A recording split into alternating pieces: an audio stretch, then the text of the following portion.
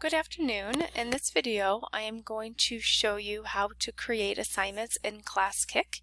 I'm going to show you a variety of ways to create assignments. So this is our homepage. This is a list of our assignments. In order to create an assignment, you would click the green plus sign, and then you have a few different options here. Browse assignment library. I recommend just looking at a variety of assignments in here just so you can see what capabilities Classkick has. A lot of it is just trial and error and playing. There's so many different things that Classkick does that I haven't even had the opportunity to try. But looking at examples from other teachers is a great way to get started. One thing I really like is, you can search for something that you want. And once you find an assignment, you're like, oh, I want to do representing linear equations. You can click on it and kind of look through the different things that they have. And then if you decide that you want that assignment, all you have to do is click copy assignment, and then it goes into your assignment library, and now it's yours. And you can make changes, you can delete pages that you don't like. So if I'm looking here, I'm like, oh, I don't like that one. I'm going to delete that page. Or, and this is a new feature this year, you can copy a page in an assignment. So if I want to do copy, and then I can bring it over to another assignment that I have or create a new one with just that. So maybe you want a particular problem just to use as a warm-up. All you have to do here is click on these three buttons and then hit paste, and then now that page is in a different assignment. Really neat feature. I really like that. And then it always does that. I'm not sure why. Okay, so that is the assignment library. Super easy to make assignments your own, and then to beg, borrow, and steal from other teachers. So the next way that you can make an assignment is just by using a file that you already have created. So I think it's really similar to like Google Slides where you have to create a background. It's essentially you're putting in a background on your page. So you're creating it from your file, and choose whatever document you want. So in this one, I'll just choose a homework quiz. And the nice part is you can choose to select the whole entire assignment as it is, or you can select bits and pieces of it, and I'll show you how to do that. So I'm just going to select this whole page. And if it was multiple pages, which I'll show you, you can just import every single page. So I'm going to hit next.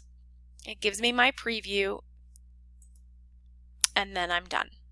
If I wanted to add another, if I had multiple pages, I could do that, but I only have one page. So I'm going to click Finish, and then it brings you to your assignment. And this is now where you can either create your manipulatives or create your answer boxes.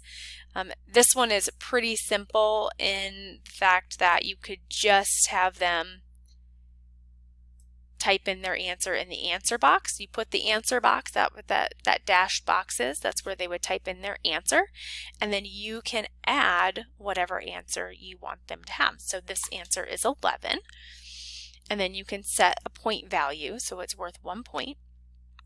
And then you would continue to do this process until the very end, each time typing in the answer and then how many points it's worth. So you can make it worth 2, 3, 4, 5, or you could also have it not worth any points. And then you would just continue. So I just suggest, for like fraction problems, things like that, make a little note of how you expect them to enter in the answers. It's very similar to Google Forms. It's very sensitive, so they have to type it in exactly as you have it in order to get the correct answer.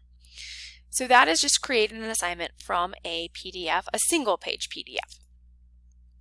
So now, if I wanted to create an assignment just from a multiple page PDF, create from file, and this is my assignment, right? So I have 1, 2, 3 questions, but let's say I don't want it to appear exactly like that. I want it to appear on 3 separate pages. So what you have to do is you can just select the different parts that you want. So what I want is, as a teacher, on each page, I want them to see the directions on each page. So I'm going to copy that separately and then click next and next, and there's my directions, and that's on question 1. So I'm going to add another, and now I want to select all of question 1.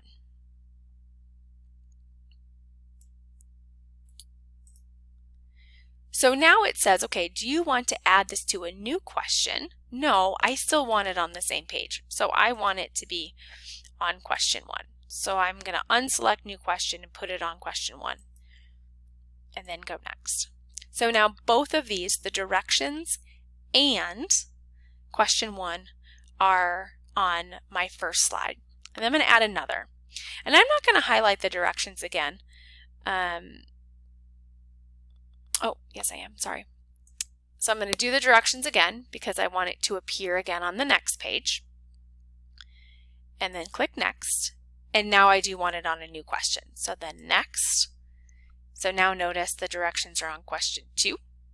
Add another. And now I'm going to add question 2. And then next. And then I still want that on question 2.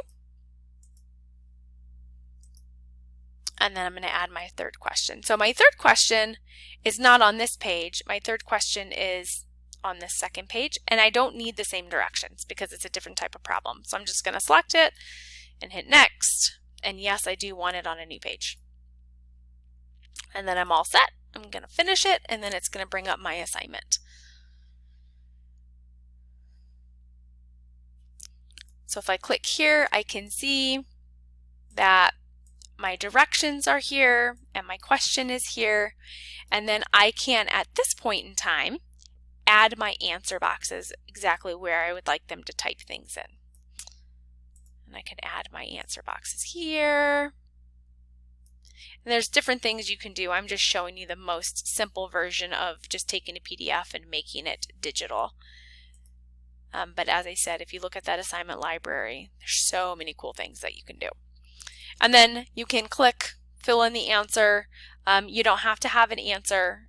You could just have the kids fill out the boxes, and then you can grade them independently or individually as you're looking at their answers. And then there's the second page, and then you have to adjust it. And then the third page says, using the audio tool in your own words, what is a controlled experiment? And so sometimes it's really good to add this text box here so they know where to put their audio version. So once they create the audio, it's helpful for them to know where to place it, just so you're looking at the same spot on everybody's, so you could, just easily type in with the text box, place your audio file in the answer box. And you can make it pretty however you want to do that. So then when you have your audio file, I really don't know what a controlled experiment is. I'm really confused. Can you please help me?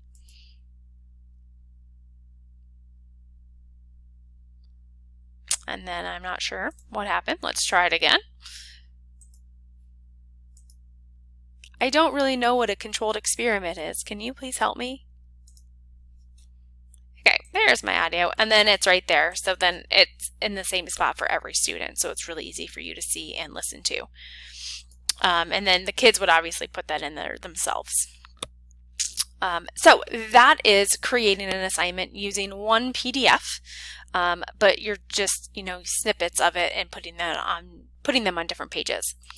Okay, the next is you can create a blank assignment.